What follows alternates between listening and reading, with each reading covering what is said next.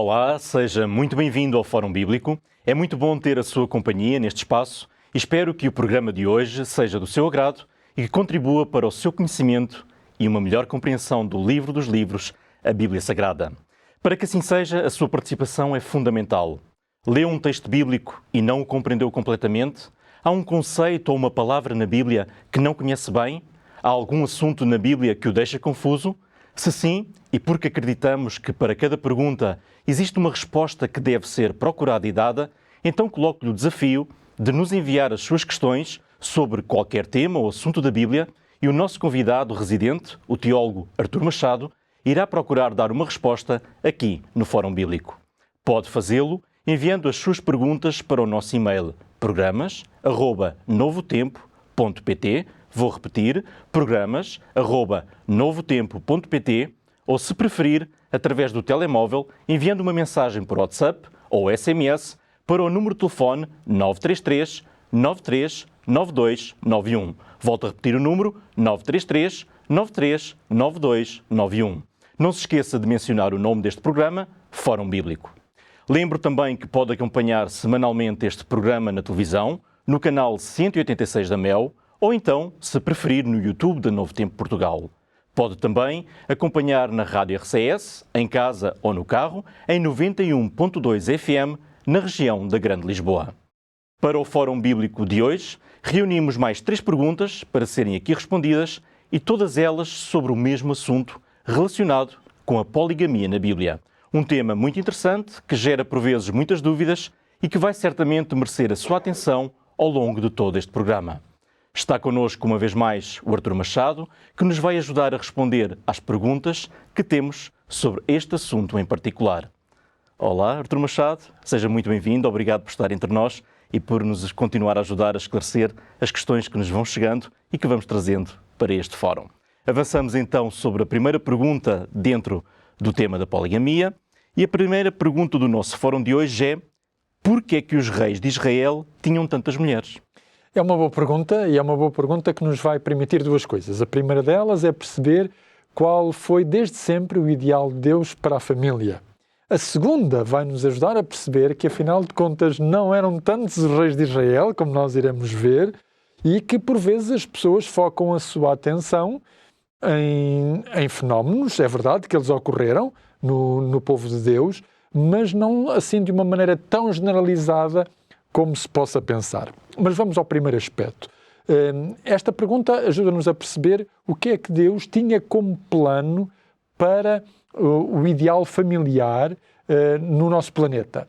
E, justamente, em termos de sexualidade humana, em termos de família, Deus sempre foi muito claro. E o livro das Origens, que é o livro de Gênesis, ajuda-nos a perceber qual era o plano que Deus tinha para a humanidade. E, por exemplo, em Gênesis, no capítulo 2, no versículo 18, Deus diz: não é bom que o homem esteja só, far-lhe-ei uma adjutora que esteja como de que diante dele. E isto chega à conclusão, depois de Deus ter criado tudo e de ter deixado o Adão sozinho, para ele perceber que tinha necessidade de alguém que estivesse face a face com ele. E Adão percebeu que todos os animais tinham a sua complementaridade, eram macho e fêmea, e ele era sozinho. E, portanto, o relato bíblico continua e diz então que Deus fez cair um sono sobre Adão e que de um dos seus lados, algumas traduções dizem de uma das suas costelas, fez então a mulher. E o versículo 18, não é bom que o homem esteja só, mostra-nos justamente que o casamento é proporcionado ao ser humano como o meio da sua felicidade, o meio de ele se sentir acompanhado, de não viver em solidão.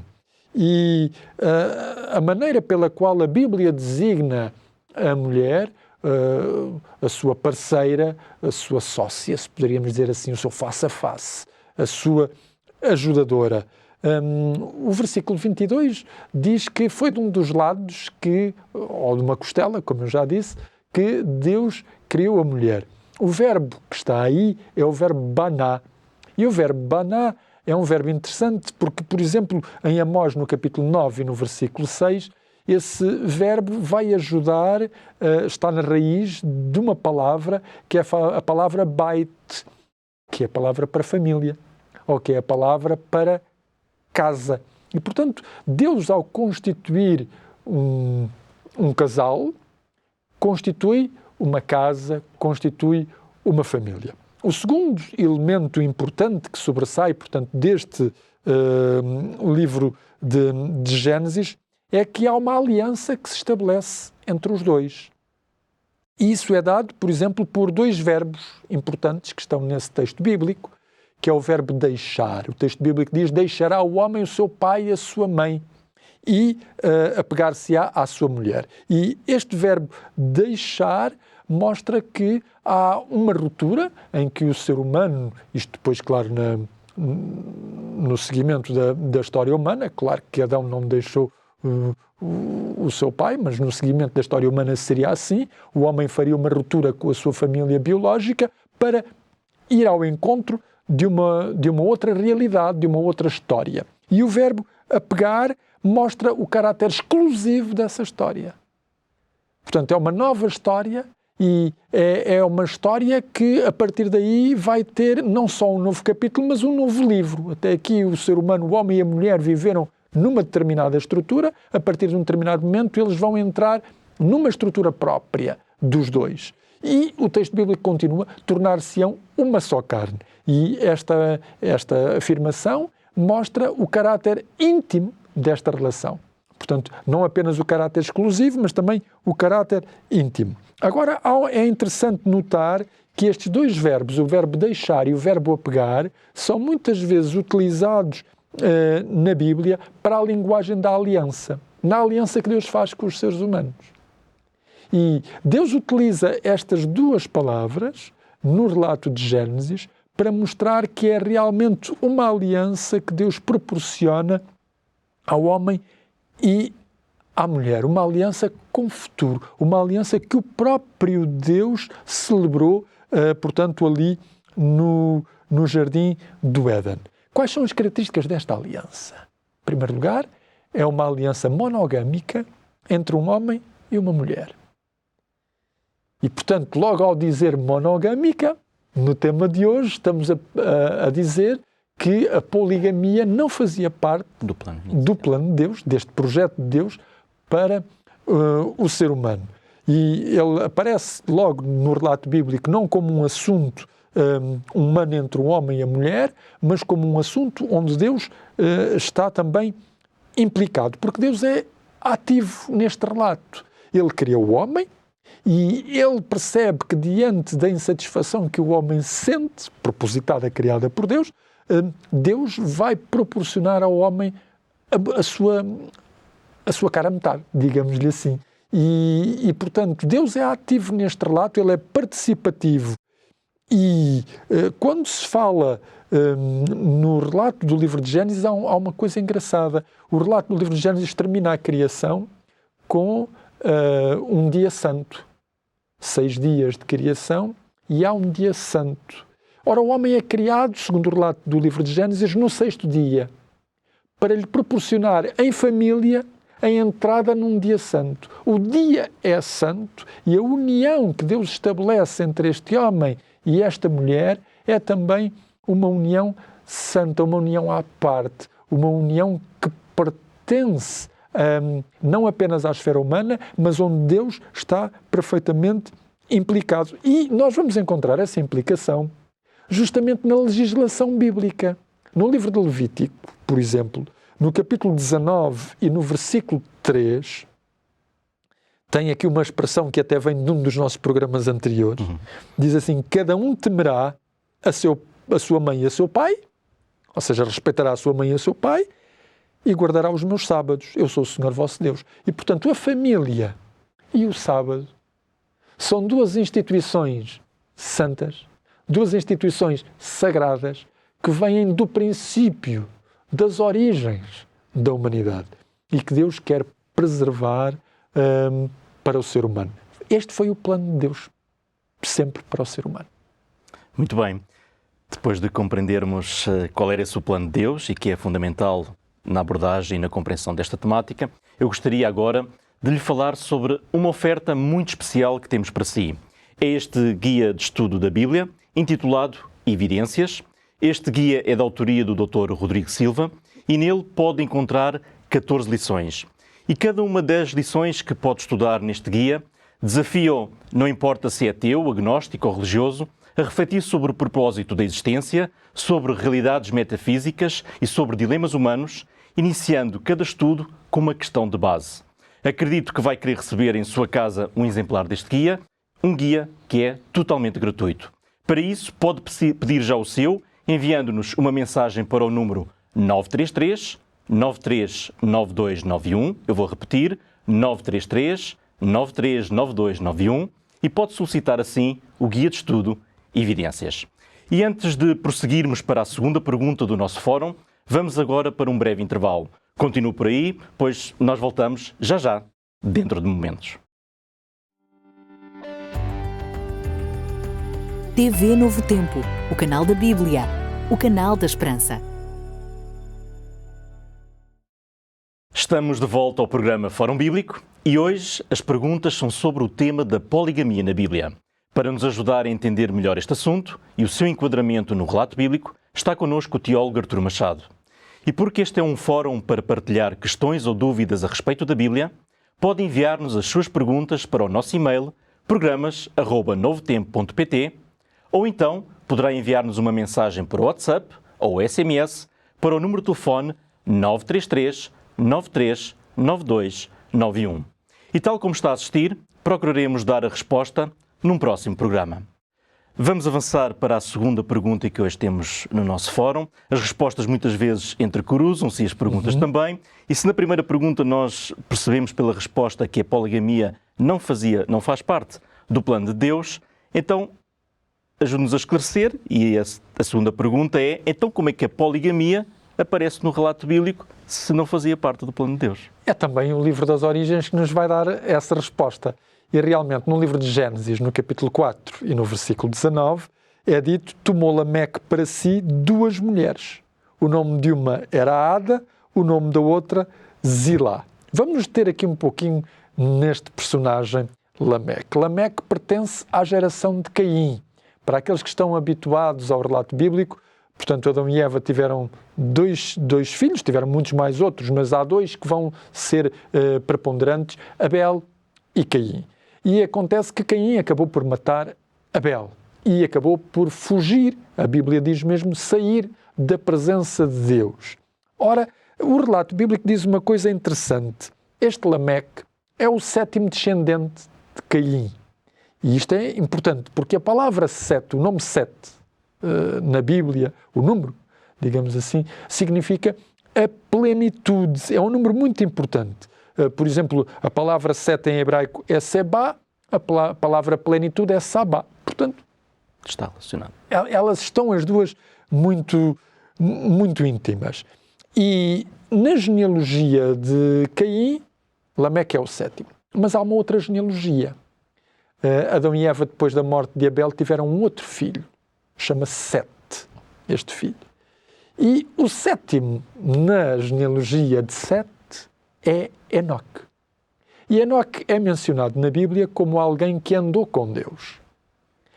Enoque andou com Deus, diz a Bíblia, e Deus para si o tomou. Ou seja, ele foi trasladado para a presença de Deus, porque ele andou com Deus. Este Lameque é diferente. É o 7º também, mas não o 7º na plenitude do plano divino. Porque nós percebemos que a este Enoque justo, o 7º descendente de Sete, opõe-se este Lameque, o 7º descendente de Caim. E, portanto, há uma coisa que nós já podemos reter, quer aqueles que nos estão a ver, quer aqueles que nos estão a ouvir, e é uma frase que nós vamos colocar agora e que eu vou mencionar, que é: Lameque é o fundador da poligamia. É este Lameque, o 7º depois de Caim, que vai fundar a poligamia. E reparem que enquanto que o relato bíblico diz e tomou Deus numa costela do homem, ou ao lado do homem, e fez a mulher, aqui o relato bíblico diz e tomou Lameque para si. Ou seja, ele toma o lugar de Deus. Enquanto que é Deus quem proporciona uma mulher a Adão, é Lameque que diz uma não, eu quero duas. E, portanto, é Lameque quem vai fundar a poligamia. E, juntamente com a poligamia, não deixa de ser interessante que Lameque vai dar origem também a outras circunstâncias. Não quer dizer que elas estejam sempre associadas à poligamia. Quer dizer que Lameque é o personagem que se desvia do plano de Deus, não apenas no ideal da família, mas é também aquele para o qual a violência se torna gratuita. Como ele diz em Gênesis no capítulo 4, no versículo 23, disse Lameque às suas mulheres, Adá e Zilá ouve a minha voz, vós mulheres de Lameque escutai o meu dito, porque eu matei um varão por me ferir e um jovem por me pisar. E, portanto, este Lameque mostra que ele se afasta completamente do ideal de Deus. No entanto, aqueles que estão familiarizados com o relato bíblico podem dizer, mas ele não foi o único. O Abrão também teve duas mulheres, pelo menos. E nós reparamos que o Abrão, por uma falta de confiança em Deus, uma falta momentânea, em que ele viu que a sua idade estava a avançar e a da sua esposa também, e que a promessa de um filho não vinha, a sua esposa, segundo a cultura do seu tempo, que permitia que uma escrava pudesse ter um relacionamento sexual com o seu senhor e o filho seria, portanto, da sua senhora, vai permitir, portanto, que Abrão tenha relações, então, com Agar. E isto vai acontecer também no período dos patriarcas, vai acontecer com Jacó, vai acontecer também depois no período dos juízes, e vai ao encontro este tipo de comportamento daquele que era também a legislação dos territórios à volta do povo de Israel. Por exemplo, na cultura suméria, o Código de Lipti Ishtar, que data mais ou menos de 1850 a.C., incluía uma série de leis em que permitia a presença de uma segunda mulher ou concubina. O famoso Código de Hammurabi, de Babilónia, datado de 1700 a.C., também aceitava a poligamia em determinadas circunstâncias. As leis assírias também tinham a concubinagem como uma prática comum. Portanto, isto era o que acontecia na legislação à volta de Israel. Mas será que a poligamia era então assim tão disseminada? Houve quem fizesse estudos mais concretos e estatísticos sobre a questão da poligamia e, num período de 1000 anos, quem fez estes estudos constatou que 25 líderes do povo de Israel, apenas 6 são mencionados como tendo mais que uma mulher. Foram eles Abrão, Jacó, Gideão, Saúl, Davi e Salomão. Por via das dúvidas, incluíram mais alguns, porque a sua descendência era muito numerosa para ser apenas de uma mulher. E então incluíram também Jair, o juiz Ibsã e Abdon. Ou seja, no total, 9 dos 25 líderes num período de 1000 anos, 9 dos 25 líderes do povo de Deus eram praticantes da poligamia. Tinham mais que uma mulher. Não era uma minoria, 36%, se quisermos pôr isto em percentagem.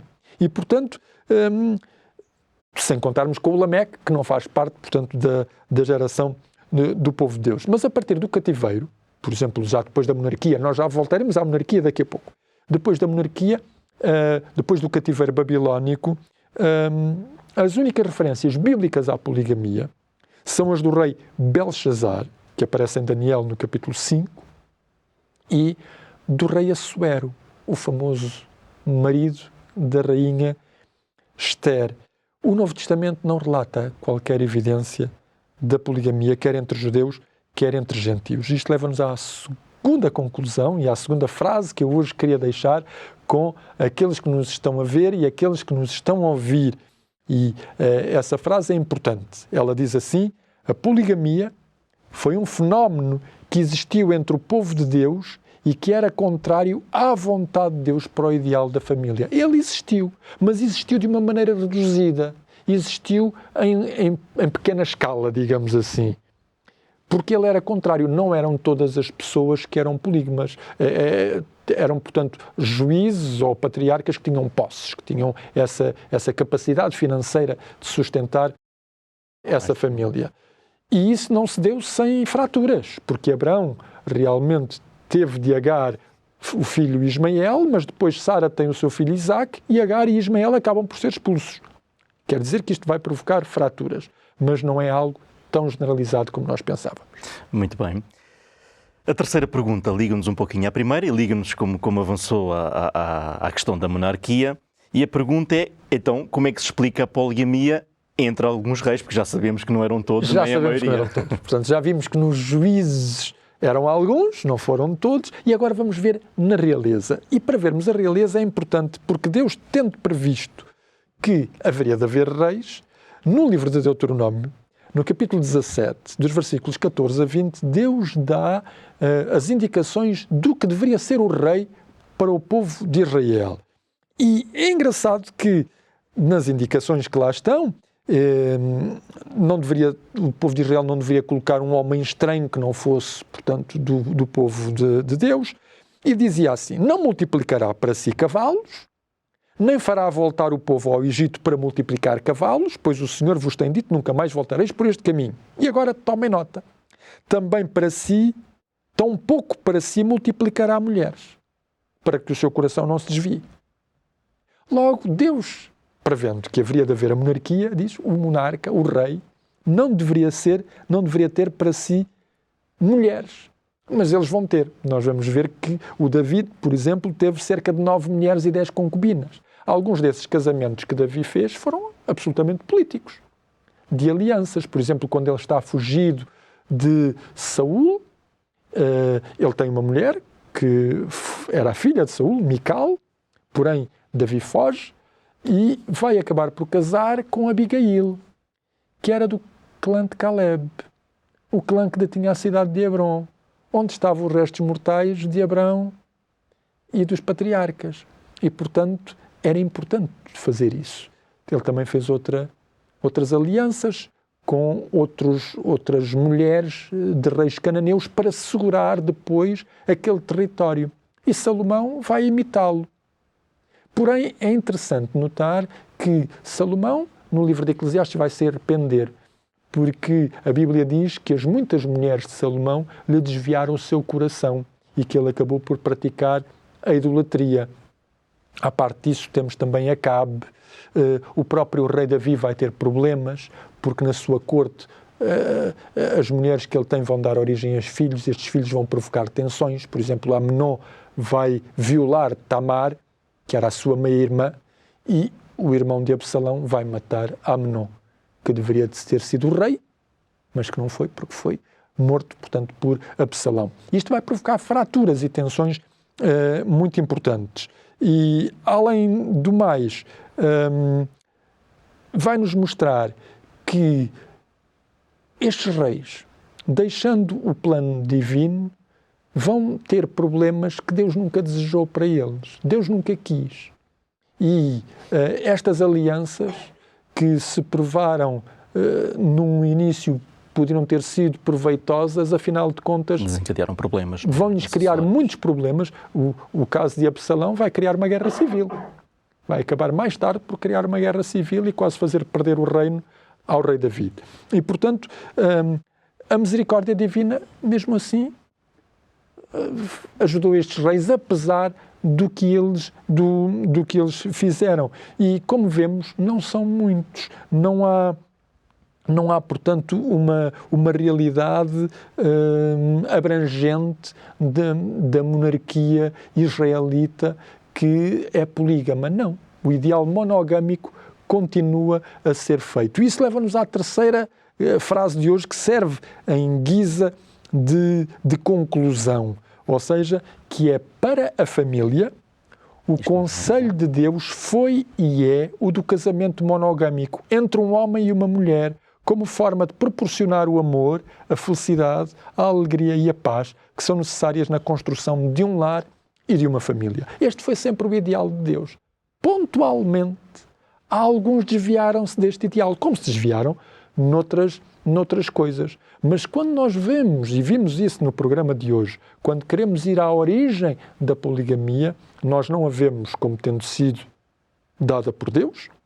Nós vemos que ela teve origem em Lameque, que é da descendência de Caim, portanto alguém que se afastou de Deus.